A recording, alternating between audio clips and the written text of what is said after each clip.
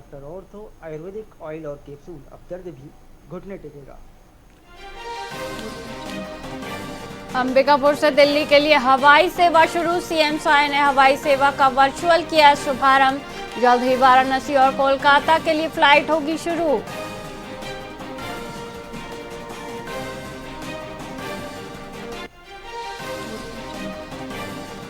छत्तीसगढ़ में सफर होगा महंगा। टोल प्लाजा में 5 रुपए की बढ़ोतरी। 1 अप्रैल से लागू होंगी एनएचएआई की नई दरें।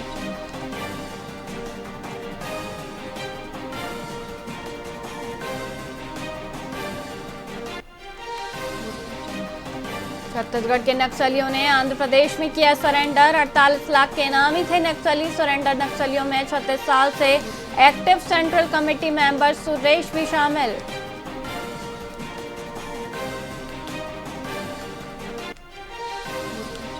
रायपुर नगर निगम का 2130 करोड़ बजट पेश। मेयर मीनल चौबे ने रखा वित्त वर्ष 2026-27 बजट। बुनियादी सुविधाओं के विस्तार पर जोर।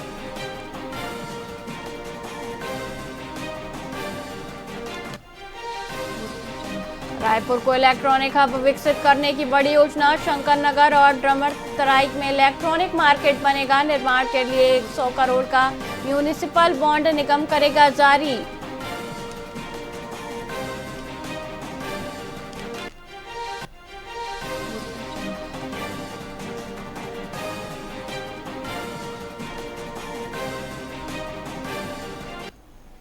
नमस्कार, आप देख रहे हैं वीआईपी न्यूज और मैं हूं वैशाली श्रीवास्तव। आइए रुक करते हैं खबरों की ओर।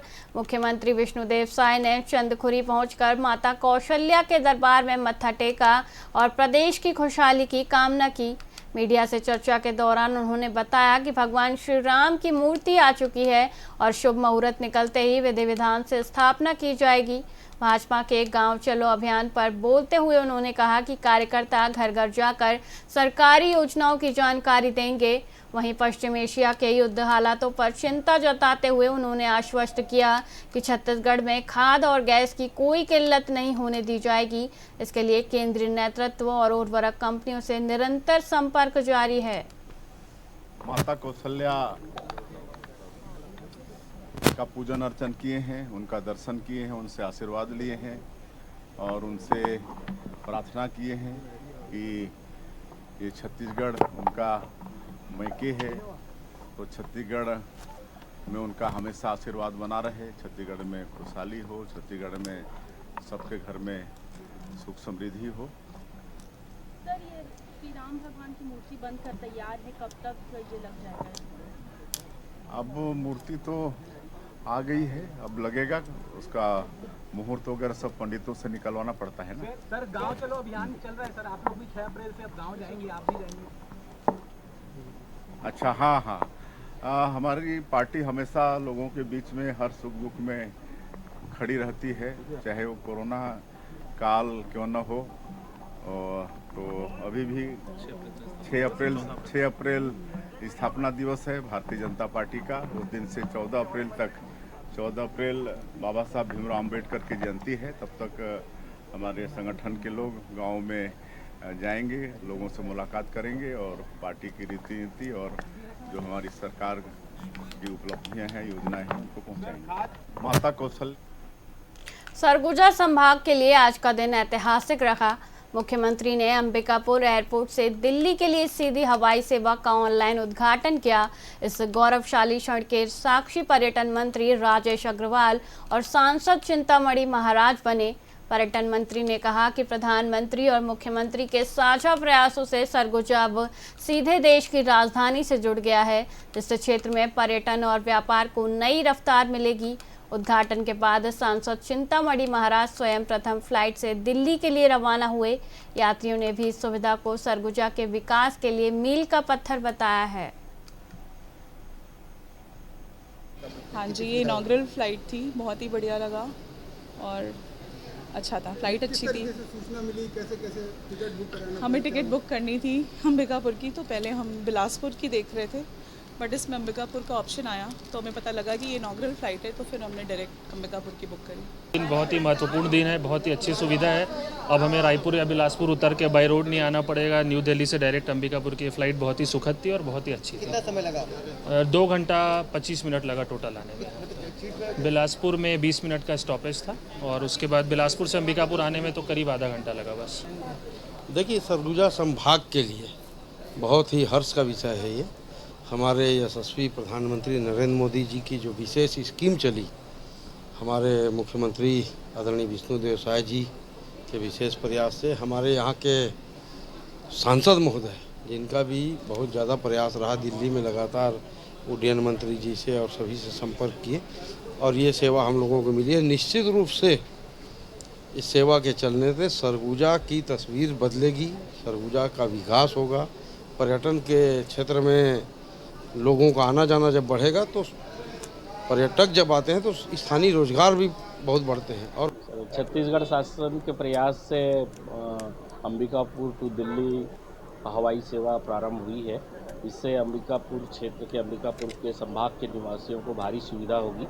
इस क्षेत्र के आर्थिक विकास, औद्योगिक विकास और शैक्षणिक विकास सभी के लिए आम जनता को भारी सुविधा होगी। जो रायपुर से जाना होता था, यहाँ से सीधा दिल्ली कनेक्टिविटी होने से आम जनता को बहुत बहुत लाभ होगा। मैं इस अवसर पर छत्तीसगढ़ शासन के माननीय मुख्यमंत्री जी सहित छत्तीसगढ़ शासन को बहुत बहुत धन्यवाद और आभार व्यक्त करता हूँ। हाँ, सरगुजा जिले में सरकारी जमीन को वक्फ संपत्ति के रूप में दर्ज कराने के आवेदनों को लेकर विवाद गहरा गया है।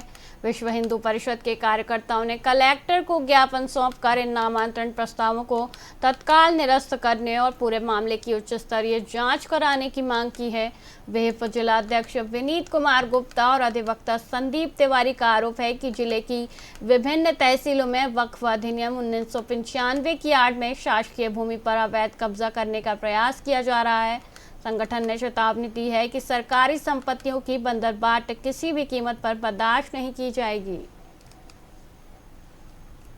जो हमारा सरगुजा आदिवासी बहुल्य क्षेत्र है, जिसमें शासकीय भूमि पर बहुत से आदिवासी लोग कब्जा करके रखे हैं और वक्फ बोर्ड की आड़ में शासकीय भूमि पर वक्फ बोर्ड के नाम से वो दर्ज कराने हेतु आवेदन विभिन्न तहसीलों में दिया गया है और लखनपुर तहसील में भी दिया गया है। जिस संबंध की जानकारी प्राप्त हुई कि 85 एकड़ ज़मीन जो है सेटलमेंट के समय शासकीय भूमि में दर्ज है और वो वक्फ बोर्ड में अपना कब्जा बताते हुए वक्फ बोर्ड के नाम से दर्ज कराने हेतु आवेदन दिया गया है।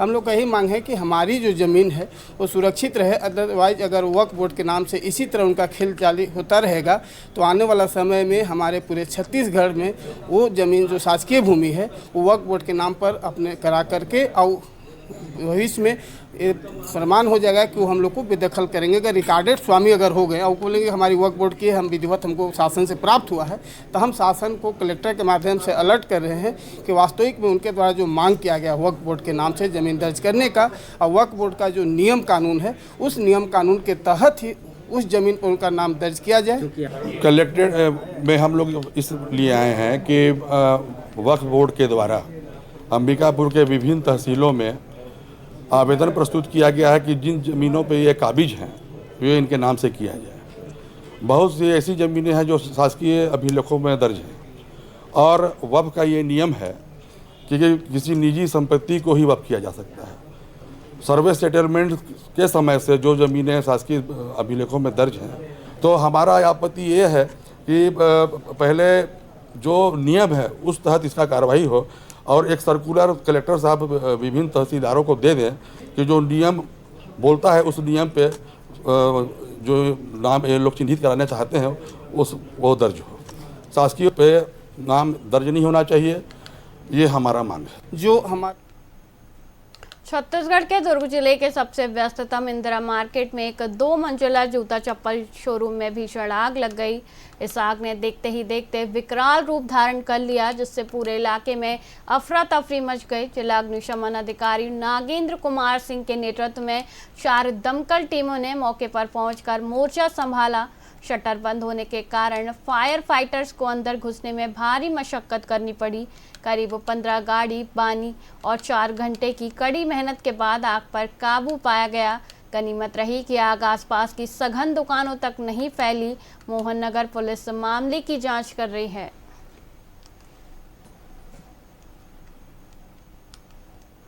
पांचवी घटना है, घटना को रोकथाम करने का क्या उपाय करना? गर्मी की तो सिर्फ अभी शुरुआत है, अभी गर्मी की शुरुआत है, लोड बढ़ रहा है, तो ये बहुत ही गंभीर विषय है। मैं निवेदन करूंगा जिलाधीश महोदय से और बिजली विभाग के अधिकारियों से।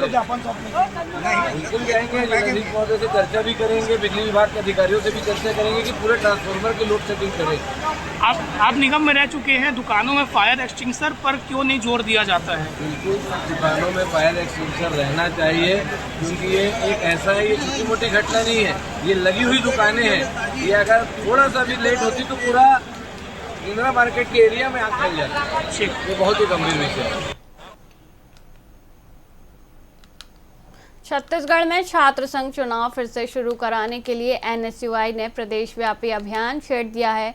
प्रदेश अध्यक्ष नीरज पांडे के नेतृत्व में राज्य के 250 से अधिक महाविद्यालयों में एक साथ ज्ञापन सौंपकर लोकतांत्रिक अधिकारों की बहाली की मांग की गई।